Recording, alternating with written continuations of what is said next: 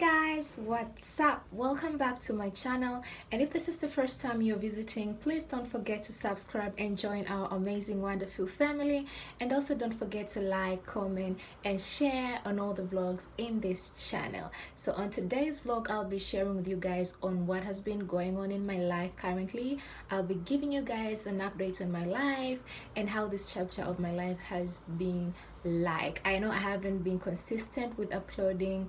It has been almost 2 months since I uploaded my last vlog, but you know, a lot has been going on and I'm excited to share with you guys on what has been going on. So your girl is currently doing her master's at the University of Cape Town. Yeah, I started on February, and so far the experience has been great. It has been amazing. So prior to that, I never really had a plan that I would come to do my master's at UCT. It was something that was never at the back of my mind. I always knew that I wanted to do my master's instead of going to law school, but I never planned on UCT. And I think it's because maybe, you know, because it's the best university in Africa, so the standards are quite high. So I guess I did not believe in myself, or maybe I didn't want to be in a place where standards are too high. I don't know why I never thought about applying here, but it was just something that I maybe I wanted to be more comfortable at a university that I'm a bit familiar with, and I really never, it was never at the back of my mind that I was coming to study here, because I knew the standards were quite high. So maybe I never believed in myself. I was like, I don't know if I'm gonna get there because the competition is quite high. But it just happened during, it was 1 week before the deadline of the admissions, and my dad was like, hey, I'm seeing that they're, doing admissions at UCT, why don't you apply? And I was like, okay, it costs nothing to apply, let me just apply. But in my mind I was like, I don't think I'm getting in there, let me just apply for the sake of applying. So yeah, and before that I had applied for law school, and I knew I didn't want to go to law school, but because my friends were in law school, I started feeling so bad. I was like, oh my god, I wish I went there, because my friends kept calling me and they're like, oh, why aren't you here? We wish you were here. We're almost getting done. We're almost getting admitted to the bar. So I was pretty, devastated, but I was also very happy and proud of them, because I know it's not easy graduating law school. It's not easy, guys. It's not a joke. When you see someone admitted to the bar, just respect them, because it's not easy. The struggle is real.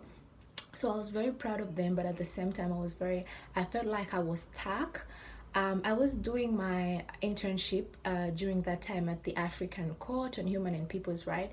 It was an experience that I've wanted to have for such a long time, because I'm very passionate about human rights, and so I just felt like I wanted to work there and get the experience. I was very happy, I was excited to work there, but at the same time I kind of felt stuck. I was like, okay, my friends are doing their law school and they're going to become advocates, and I'm not doing my law school. So I was I was excited, but at the same time I was very nervous of the future. So when I received an email from UCT that I got in, oh my god, I remember I was doing my hair, and I immediately called my dad and I was like, Dad, I got an email from UCT. And he was like, okay, I don't think that's a good email for you to call me immediately after you received an email. I'm not sure it's a positive thing. So he was like, okay, read it to me. So I read it to him, and it was like, when you're like, we're excited to inform you that da da da da da da. Then my dad was like, however. So in his mind he also knew that I'm not gonna get in UCT, because he was also like, the standards are too high, you're not gonna get there. And the moment I told him that I am admitted, he was very shocked and happy at the same time. And he was like, you need to do all the processes, don't even come back home. So at that time I was in Dar es Salaam at that time when I received the email. So like the next day he was like, do all the processes of your visas, all the processes of your passport, like make sure everything is done. He didn't even want to wait for other universities to reply me. He was like, you are going there. So everything went so smooth and so fast. And at that time I remembered reminding myself of a certain vlog that I heard where someone was saying, if you want to know that you are living in your purpose, it's when things are easy. You know, when you're doing something and it's not hard. You know, the things that you're doing and they just go very smoothly, very easily, and the things that you're just not good at, you get a lot of, you know, difficulties and a lot of hurdles while doing those things. So when the process of my applying for my visa, booking for my residence and everything at UCT, it went so smooth that I was like, okay, maybe I'm meant to be there.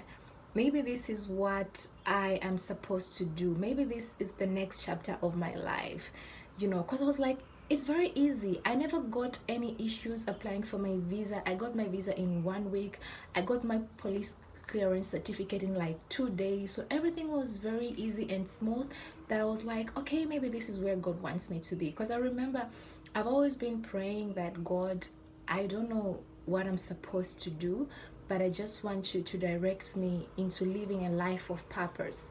That's the one thing that I always pray about, because I don't want to do things that I'm not meant to do, you know. So I've always prayed that God help me live a life of purpose. So when that happened and everything was very smooth, I was like, okay, maybe this is where, you know, my next chapter will be like, and maybe my life of purpose will begin with, you know, the journey to going into UCT. So yeah, I came here and it's very beautiful. It's a very nice university. It's a very great university. I was so shocked because it's nothing compared to universities that I've been in, where I did my bachelor's. It's a very nice, conducive environment for a student.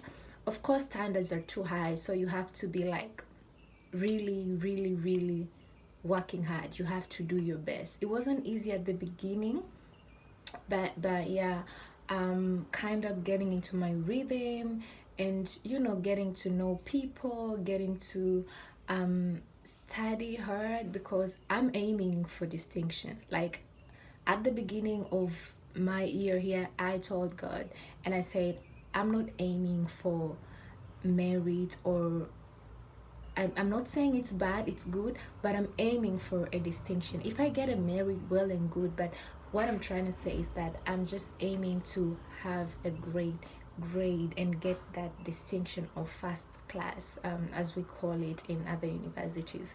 So that's what I've been doing.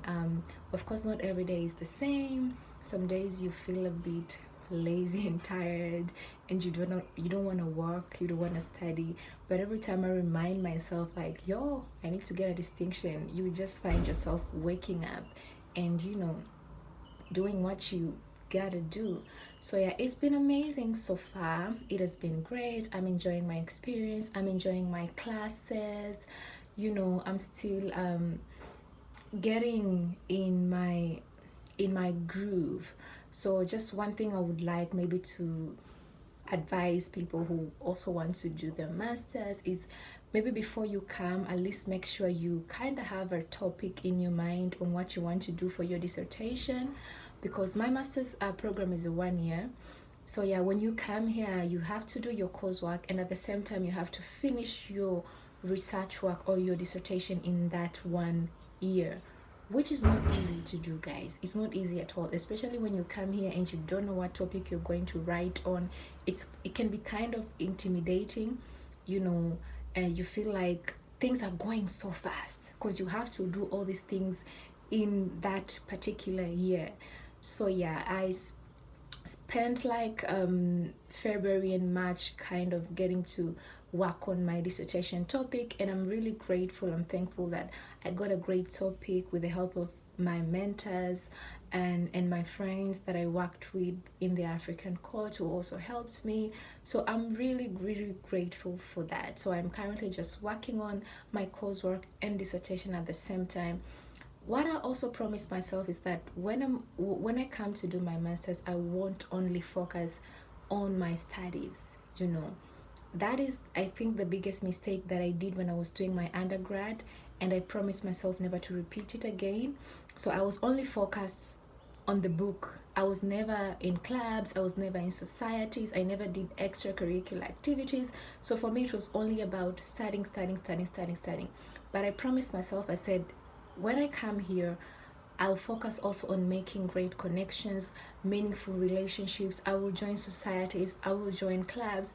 If I get a leadership role, I will say yes to that opportunity, because it's the opportunities that sometimes we make during our, you know, our school years that will also help us in getting opportunities in the future. So I was like, I'm not playing. I joined the United Nations Society, I joined the Amnesty Society. You know, I also uh, um, joined other societies, the swimming club. I was just like, I'm not going to settle and just be like all about the book. I want to meet great people, I want to meet new people, and there's no way I'm going to meet those people if I only lock myself in the study room or in my room and study without doing other things. So yeah, I also got an opportunity to serve as director of the Women's Rights Committee in Amnesty International. So it has really been great so far. It's not easy juggling a lot, you know, doing all these things, studying, and at the same time doing other things. I also volunteered. I'm currently volunteering at the Refugee Rights Clinic, where we interview refugees.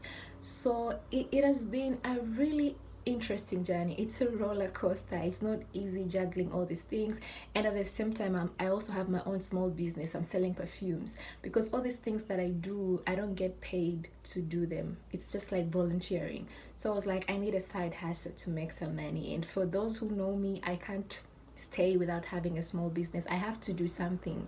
So I'm also, you know, doing this small business. I'm also in these societies. I'm also volunteering in the clinic. I'm also studying. I'm also working on my dissertation. I was like, I just want to be able to do as much as I can, so that by the time I leave here, I know that I maximize my opportunity to the fullest. And I was just not invested in my academics, but I also was invested outside, you know, by doing other extracurricular activities. And I also formed meaningful and grateful relationships. So that's also my advice for people who are seeking maybe to join university. Either you want to join your undergrad or your master's or your PhD, don't only focus on your studies, because at the end of the day, and with this world these days, most of the times it's like the connections, the people that you know are the ones who are going to help you, you know, in your future life, in your corporate life. Of course, you have to be good in your studies,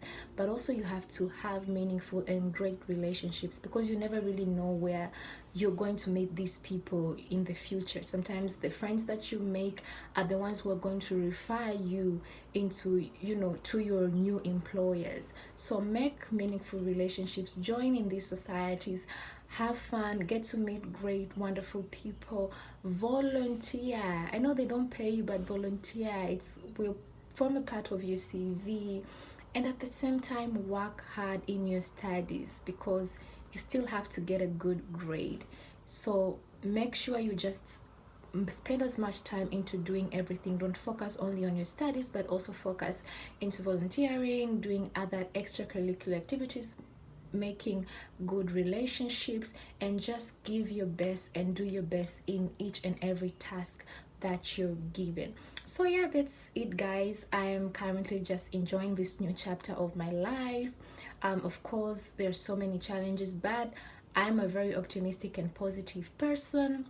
So I try my best to be optimistic and positive, and just do my best and give my best, and keep on believing that this is the chapter that will lead me into living a life of purpose. So yeah, I'm just here to encourage you guys and remind you to always give your best and do your best in each and everything that you do.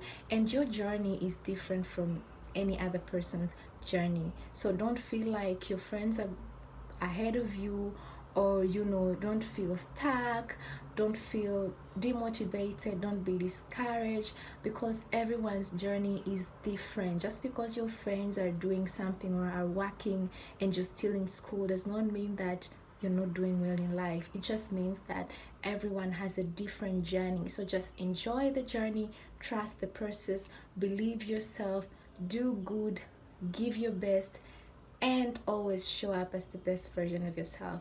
Thank you guys, and I'll see you guys on my next vlog.